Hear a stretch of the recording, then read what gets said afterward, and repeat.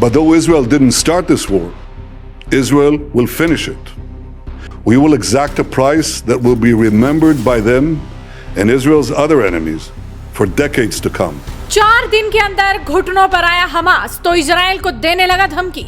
Air strike के बदले बंदियों को मारने की देने लगा गीदड़ भभकी। फिर नेतन्याहू ने दे दी आखिरी चेतावनी, बोले ऐसा हाल करेंगे कि पीढ़ियां भुगतेंगी। इजराइल हमास के बीच आज जंग का चौथा दिन है, जहां एक तरफ हमास ने बंधकों को मारने की धमकी दे दी है, वहीं दूसरी तरफ जंग के बीच इजराइल के प्रधानमंत्री बेंजामिन नेतन्याहू ने भी हमास को मलबे में बदलने की कसम खा ली है। ये अब तक की उनकी सबसे बड़ी चेतावनी है और इसी के चलते अब हमास बौखलाया हुआ है, क्योंकि इजराइल ने उसे मुंह तोड़ जवाब जो दे दिया। हमास हमले के बाद से ही इजराइल लगातार आक्रामक बना हुआ है, लेकिन अब ये युद्ध उस जगह पर पहुंच गया है जहां पर हमास की तरफ से बंधक बनाए गए सैकड़ों लोगों की जान पर बनाई है। इसी बीच इजराइल के प्रधानमंत्री बेंजामिन नेतन्याहू की तरफ से बोल दिया गया है कि ये एक युद्ध है जिसे हमास ने शुरू किया, लेकिन अब इसे खत्म इजराइल करेगा।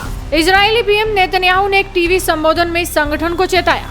उधर हमास ने भी धमकी दी है कि अगर बिना चेतावनी के गाजा में उन पर हमला हुआ तो फिर वो एक एक करके बंधकों को मारना शुरू कर देंगे। पीएम नेतन्याहू ने कहा कि हम युद्ध नहीं चाहते थे, हम पर बहुत क्रूर तरीके से थोपा गया। हमने भले ही ये युद्ध शुरू नहीं किया, लेकिन इसका अंत हम ही करेंगे। इजराइल सिर्फ अपने लोगों के लिए नहीं बल्कि बर्बरता के खिलाफ खड़े हर देश के लिए लड़ रहा है। वो समय और था जब यहूदियों के पास देश नहीं था, वो अपनी रक्षा नहीं कर सकते थे, लेकिन अब ऐसा और नहीं चलेगा। उन्होंने आगे कहा कि हमास समझ जाएगा कि हम पर हमला करके उसने ऐतिहासिक गलती की है। हम ऐसी कीमत वसूलेंगे जिसे आने वाले दशकों तक वो और इजराइल के बाकी दुश्मन याद रखेंगे। Israel is at war. We didn't want this war. It was forced upon us in the most brutal and savage way.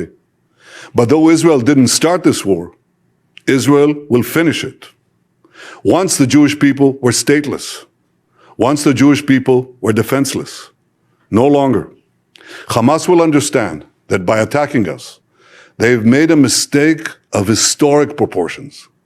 We will exact a price that will be remembered by them and Israel's other enemies for decades to come. वहीं Netanyahu ने America की तरफ से मिले समर्थन के लिए अमेरिकी राष्ट्रपति जो बाइडेन को थैंक यू कहा। उन्होंने कहा कि मैं दुनिया भर के उन नेताओं को धन्यवाद देना चाहता हूं जो आज इजराइल के साथ खड़े हैं। मैं अमेरिका के लोगों और कांग्रेस को धन्यवाद देना चाहता हूं। इजराइल न सिर्फ अपने लोगों के लिए लड़ रहा है, बल्कि ये हर उस देश के लिए लड़ रहा है जो बर्बरता के खिलाफ खड़ा है। इस युद्ध में इजराइल जीतेगा और जब इजराइल जीतेगा तो ये पूरी सभ्य दुनिया की जीत होगी। आपको बता दें कि 7 अक्टूबर से शुरू हुए इस जंग में अब तक कुल 1587 लोगों की मौत हो चुकी है।